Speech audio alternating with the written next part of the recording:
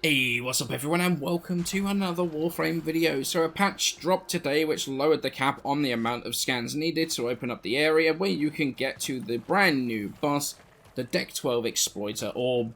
The fight itself is pretty mechanically heavy, so I wanted to do a little bit of a video showing the mechanics and just really quickly explaining it. So to access Deck 12, head to the cave to the northeast of the Hildryn crater and head inside. Now the cipher's been completed, the door there will be open, so just head inside to find Deck 12. There's some real nice little bits of lore in here, so take some time to have a bit of a look around. Next bit took me a while to find because there is no marker for it. Head up to near where the vent kids are in Fortuna to a panel where you can put in one of the Thermia resources you've got from the fissures part of the event, which then spawns the orb. Thankfully, only seems to be one Thermia per spawn, which is super nice. I was honestly expecting it to be a bit more than that, so that actually feels pretty good. Then we're into the fight. The orb will come about halfway down the elevator and just stop. Simply shoot at the rocks under his legs, drop him down to your level. It can be kind of hard to see the shimmering on those rocks, so it took me a while to notice anyway. Now you can do some damage to one of the vents and destroy it, and just put the boss into the first real stage of the fight. After a short movement, the boss is going to settle at the area which is basically the spawn in Fortuna, and will freeze up all the rest of the vents. Run around the area, grab containers of like condensed Thermia. There's 4 locations that I know of right now, and they take like 30 seconds to respawn once they're actually used. Throw the Thermia at the frozen up vents and score either a direct hit, or shoot the container to spread the Thermia all over the vent, which then melts the ice. Do this 3 to 4 times per vent to melt the ice and cause that vent to be damageable. Once you've destroyed 2 more vents, the boss will move again and position itself up high. The damage can be done through any source as well, so basically any weapon. So it can be Arcwing weapon, could be a normal weapon, any of those really.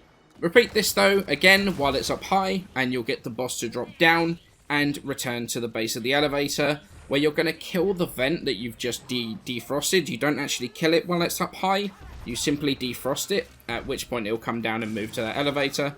However, like I say, when it's at the base of the elevator, now you can kill it, and it forces the Exploiter Orb out of Deck 12. During that whole phase, you're going to be constantly attacked by this small little arachnid dudes, hitting you constantly with slash procs. You've got the turret from the orb, as well as this crazy blizzard snowstorm thing. Although, honestly, that didn't seem to do much damage, but then I'm on a Nara, so nothing really does much damage to him.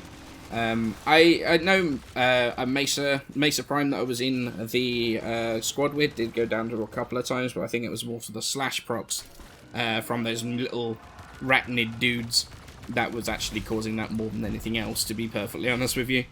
But that's actually stage 1 done. Stage 1 of the fight is now done. Stage 2 is really simple, yet it's kind of time consuming. We've learnt that the orb is now going to go attack Fortuna itself, so we've got to stop it. That's the same mechanic as the condensed Thermia, it's back once again, but there's a little bit more to it now. On the left hand side of the screen you can see a heat meter. During the fight, coolant arachnoids are going to spawn and going to attempt to keep the orb cool. You can kill them for their coolant and charge it in fissures that the boss will spawn. At which point you throw that at the boss. So basically you just take the coolant to the fissure, then once it's charged you pick it up and then you'll throw it at the boss to heat it up. It's much like the same mechanics as the event. It's almost like the event was actually preparing us for this. Huzzah! But yeah, so you keep hitting it with those containers to the point where it actually overheats. It will drop down, and you can do a really cool cinematic move to pull a part off, and then you damage it with normal weapons. The coolant arachnoids are going to try and keep it cool though, and will actually reset that heat meter.